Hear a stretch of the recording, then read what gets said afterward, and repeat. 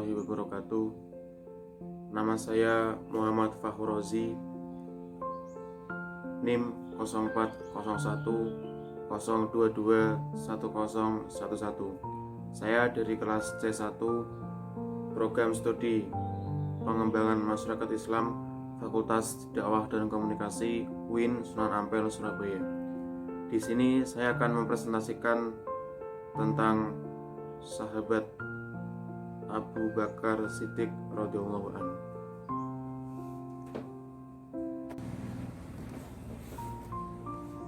Abu Bakar As-Siddiq merupakan sahabat Nabi Muhammad Rasulullah SAW yang merupakan Khulafaur Rasyidin pertama setelah Rasulullah wafat.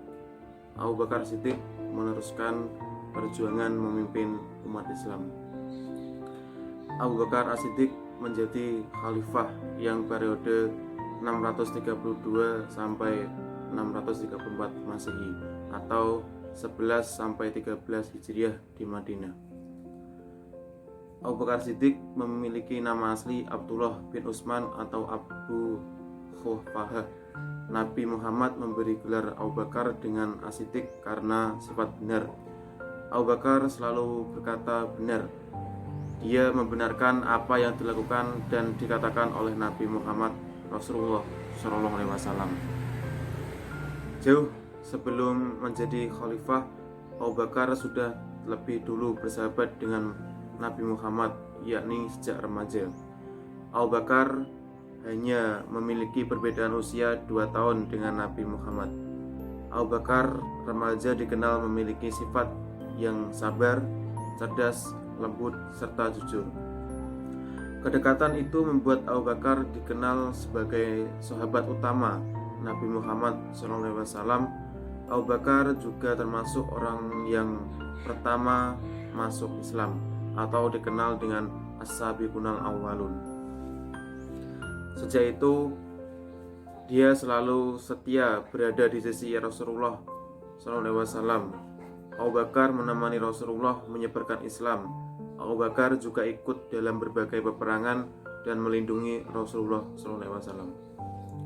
Sejak Nabi Muhammad SAW melakukan perjalanan Isra Mi'raj pada 27 Rajab tahun 10 kenabian, Abu Bakar lah yang pertama kali membenarkan peristiwa penting itu.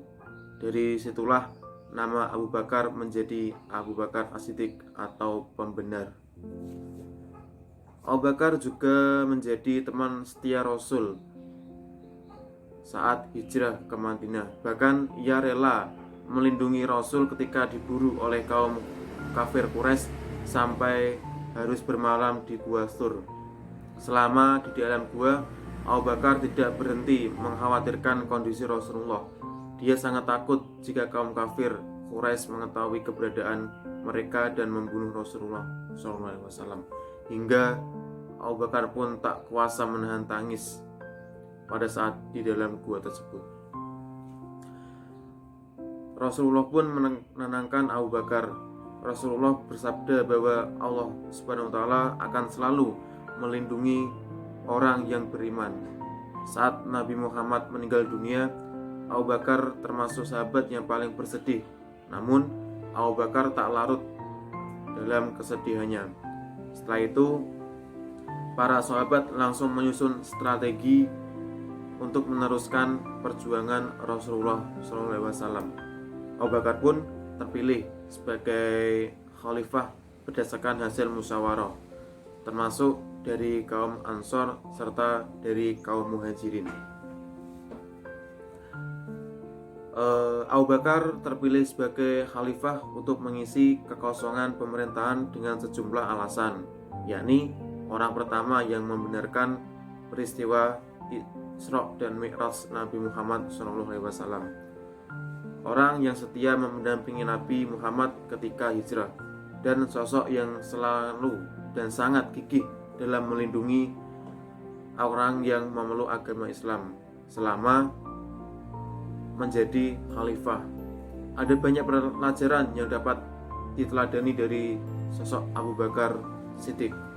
Abu Bakar mampu memberantas kaum murtad dan menyebarkan Islam hingga wilayah Irak, Suriah, dan hisab atau hirab.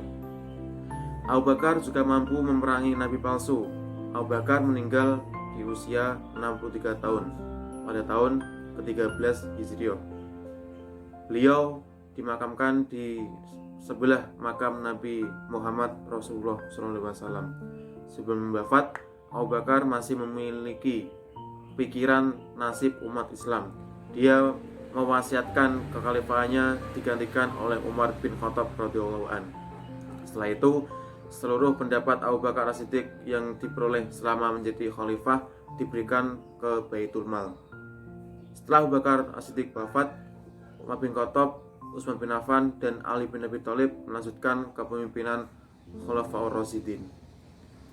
Dan setelah itu, setelah Abu Bakar wafat, digantikannya oleh Sayyidina Umar bin Khattab radhiyallahu anhu. Dari